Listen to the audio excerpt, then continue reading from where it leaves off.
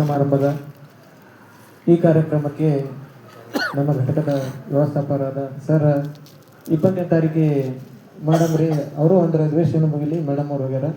20ನೇ ತಾರೀಕು ಮೇಡಮಿಂದ ನಾವು ಎಲ್ಲ ಚಾಲಕ ನಿರ್ವಾಹಕ ಮತ್ತು ತಾಂತ್ರಿಕ ಸಿಬ್ಬಂದಿಗಳು ಕೇಳಿಕೊಂಡಾಗ ಆಯ್ತು ನೀವು ಹೆಂಗೆ ಮಾಡ್ತೀರಿ ಅದಕ್ಕೆ ನನಗೆ ಗೊತ್ತಿಗೆ ಅಂತ ಸತ್ತಿದ್ರು. ಅದಕ್ಕೆ ಕಾರಣ ಇವತ್ತು ಈ ಕಾರ್ಯಕ್ರಮ ಇದು ನಿಯೋಜನೆ ಆಗಿತ್ತು.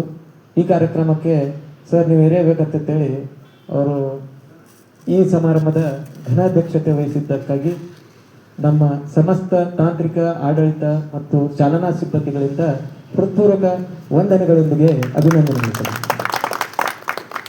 ಅದೇ ರೀತಿಯಾಗಿ ಯಾಕಂದ್ರೆ ದೇವಲೋಕ ಮರ್ತ್ಯಲೋಕ ಬೇರೆಲ್ಲ ಕಾಣಿರೋ, ಸತ್ಯವ ನುಡಿಯೋದೇ ದೇವಲೋಕ ಮಿಥ್ಯವ ನುಡಿಯೋದೇ ಮರ್ತ್ಯಲೋಕ, ಆಚಾರವ ಸ್ವರ್ಗ ಅನಾಚಾರವ ನರಕ. ಇದಕ್ಕೆ ಪ್ರಮಾಣ ನಮ್ಮ ಗೋಗಲ ಸಂಗಮದೇವರು.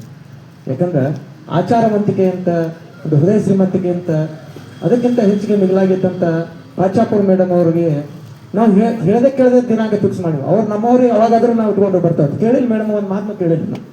ಇಂಥ ದಿನ 20ನೇ ತಾರೀಕು ಅಂತೇಳಿ ಗ್ರೂಪ್ಗೆ ಹಾಕಿಬಿಟ್ವಿ. ಅವರು ಕರ್ತವ್ಯ ಬಿಡುವ ಯಾವಾಗದೋ ಏನೋ ಕೇಳಿಲ್ಲ.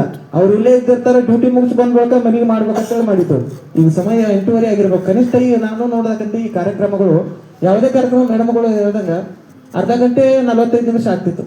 ಇವತ್ತಿನ ಕಾರ್ಯಕ್ರಮ ಇಷ್ಟ ಸುಂದರ ಸಂದೆ. ಯಾಕಂದ್ರೆ ಈ ಅಮಾಸಿ ಇದ್ರು ಇವತ್ತು ಚಂದ್ರನ ಬೆಳಗಾಕಿ ಮನಗುತ್ತಿರೋ ನಮ್ಮ ಮೇಡಮ್ ಅವ್ರು ಬೆಳಕು ಕೊಡ್ತಕ್ಕಂಥವ್ರು. ಅಮಾಸಿ ಆಗಿರ್ಬೋದು, ಕತ್ಲಿದ್ದಿರ್ಬೋದು, ಅವ್ರು ಚಂದ್ರ ಇದ್ದಂಗ. ಯಾಕಂದ್ರೆ ಸಮುದ್ರ ಇದ್ದಂಗ ಅವ್ರು ನಿಂತ ನೀರ ಹರಿ ನೀರತ್ತೆ. ಯಾಕಂದ್ರೆ ಸಮುದ್ರದಾಗ ಯಾರಾದ್ರೂ ಒಂದು ಕಾಗದ ಬಿಟ್ಟರು ಸರಿ ಸಮನಾಗುತ್ತೆ ಅಂತ ವ್ಯಕ್ತಿತ್ವ ಉಳ್ಳಂಥವ್ರು.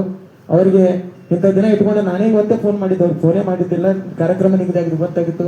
ಆಗ ನಮ್ಮ ಕರೆಗೆ ಎಲ್ಲ ಸಮಸ್ತ ಸಿಬ್ಬಂದಿಗಳ ಕರೆಗೆ ಹೋಗ್ಬಿಟ್ಟು ನಮ್ಮ ಕಾರ್ಯಕ್ರಮದಲ್ಲಿ ಭಾಗಿಯಾಗಿ ಸನ್ಮಾನ ಸ್ವೀಕರಿಸಿ ಒಂದು ಕಿರುಕಾಣಿಕೆ ಎಲ್ಲರೂ ಕಿರುಕಾಣಿಕೆ ಕೊಟ್ಟಂತ ಸ್ವೀಕರಿಸಿದ್ದಕ್ಕಾಗಿ ಮತ್ತೊಮ್ಮೆ ನಮ್ಮ ಸಿಬ್ಬಂದಿಗಳ ಪರವಾಗಿ, ಆಡಳಿತ ವರ್ಗದ ಪರವಾಗಿ, ನಮ್ಮ ಭದ್ರತಾ ಶಾಖೆ ಎಲ್ಲ ಸಿಬ್ಬಂದಿಗಳ ಪರವಾಗಿ, ಚಾಲನಾ ಸಿಬ್ಬಂದಿಗಳ ಅವರಿಗೆ ಅಭಿನಂದನೆಗಳು ಮತ್ತು ಧನ್ಯವಾದಗಳು ಸಲ್ಲಿಸುತ್ತೇನೆ.